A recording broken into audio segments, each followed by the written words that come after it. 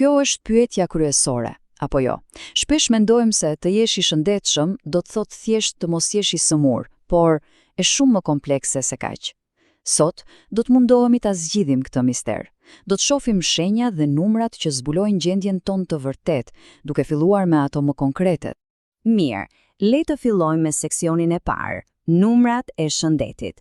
Do të shohim përtej asaj kartelës së thjeshtë mjekësore për të kuptuar vërtet bazat. Mendojeni kështu, këto 4 shenja vitale janë si paneli i kontrollit i një makine. Ato na japin një pasqyrë të menjëhershme të funksioneve tona themelore.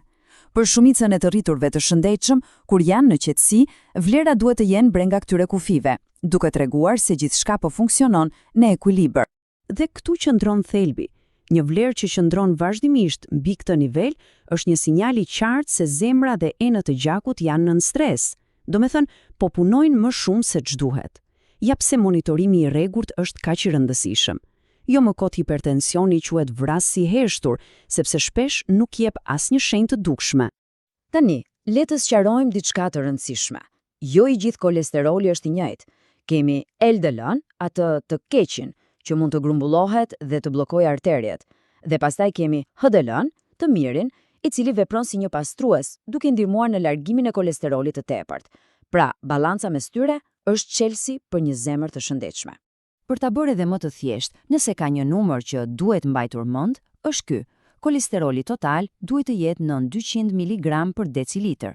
Kjo matja i përfshin të dy, edhe LDL-n edhe HDL-n, dhe na jep një pamje të përgjithshme të yndyrnave në gjak. Ky numër është një tregues kyç i shëndetit ton metabolik. Kur matim sheqerin në gjak pasi kemi qëndruar një natë pa ngrënë, shohim se sa mirë e menaxhon trupi glukozën. Një nivel 900 mg për litër tregon një rrezik të ulët për diabet. Pra, i pam numrat. Tani, le të kalojmë te diçka që mund ta shohim të gjithë në pasqyrë. Seksioni i dytë, shenjat e dukshme. Është vërtet interesante se si lëkura, organi ynë më i madh, mund të funksionojë si një sistem paralajmërimi i hershëm. Ato depozitat e vogla të verdha rreth syve mund të jenë të lidhura me shëndetin e zemrës, ndërsa njollat e errta në qaf mund të tregojnë probleme me menaxhimin e sheqerit në gjak. Kjo mund të tingëllojë pak e çuditshme, por është e vërtet. Gjuha jonë është si një hartë e shëndetit ton. Ndryshimet në pamjen e saj mund të jenë një shenjë e hershme e diçkaje që po ndodh brenda trupit, një shenjë që shpesh e anashkalojmë. Kjo tabele tregon shumë qartë se si ngjyra e gjuhës mund të na japë të dhëna. Për shembull, një ngjyrë e kuqe e ndezur mund të tregojë mungesë vitaminash, ndërsa një nuancë blu mund të sinjalizojë probleme me qarkullimin e oksigjenit. Sigurisht, këto nuk janë diagnoza, por janë arsye shumë të mira për të folur me një profesionist. Mirë, le të shkojmë edhe më thellë. Seksioni i tretë na çon te bërthama e mirëqenies son, sistemi i tretës. Atëherë, si ta dim nëse sistemi ynë tretësh është në formë? Ktu janë 4 shenja kryesore. Jashtëqitje të rregullta, mungesë parehatie kronike si fryrja, energji e qëndrueshme gjatë ditës dhe një sistem i fortë imunitar. Të gjitha këto janë të lidhura ngushtë me një mikrobiom të shëndetshëm në zorr. Ky fakt është thjesht mahnitës. Apo jo, mendojeni pak, rreth 90% e hormonit të lumturisë prodhohet në zorr. Kjo tregon se sa e fuqishme është lidhja mes zorrës dhe trurit. Praktikisht, do të thotë se shëndeti i sistemit ton tretës ndikon drejt për drejt te mënyra se si ndihemi, te ankthi apo te lumturia. Nuk është çudi që themi se ndjejmë flutura në stomak. Dhe tani, le të kalojmë te një aspekt po aq i rëndësishëm, por që shpesh e lëm pas dore. Seksioni i katërt, mirëqenia mendore, sepse shëndeti është shumë më tepër se thjesht fizik.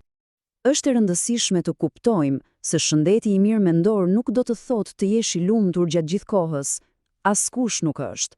Bëhet fjalë për një sër aftësish, si aftësia për të menaxhuar emocionet, për të përballur me stresin në mënyrë konstruktive dhe për të mbajtur marrëdhënie të shëndetshme me të tjerët. Dhe ja ku jemi, në seksionin e fundit. Tani do t'i bashkojmë të gjitha pjesët e këtij puzzli për të parë pamjen e plotë. Ky është koncepti i shëndetit të plotë. Në vend që të fokusohemi vetëm te një simptom apo një problem izoluar, kjo qasje holistike sheh se si të gjitha sistemet tona, fizike, mendore dhe sociale, punojnë së bashku për të krijuar mirëqenie. Dhe për ta bërë këtë më konkrete, ja një mjet shumë praktik, i frymëzuar nga Instituti Kombëtar i Shëndetit në SBA. Këto pyetje të thjeshta na ftojnë të reflektojmë mbi shëndetin ton në një mënyrë më të plotë, duke vlerësuar jo vetëm trupin, por edhe mendjen, gjumin dhe jetën sociale. Dhe përpara se ta mbyllim, dua të theksoj diçka jashtëzakonisht të rëndësishme. E gjithë kjo ka të bëjë me ndërgjegjësimin, jo me alarmin. Qëllimi është të fuqizohemi për të qenë partner aktiv në kujdesin tonë shëndetësor, por diagnoza duhet të vijë gjithmonë nga një profesionist. Për ta përmbyllur, le të marrim një moment të reflektojmë, duke u bazuar në gjithçka që folëm, cili është ai sinjali, sado i vogël, që trupi po përpiqet të komunikojë sot. Të mësojmë të dëgjojmë këtë gjuhë është hapi i parë drejt një mirëqenie më të thellë dhe më të vërtetë.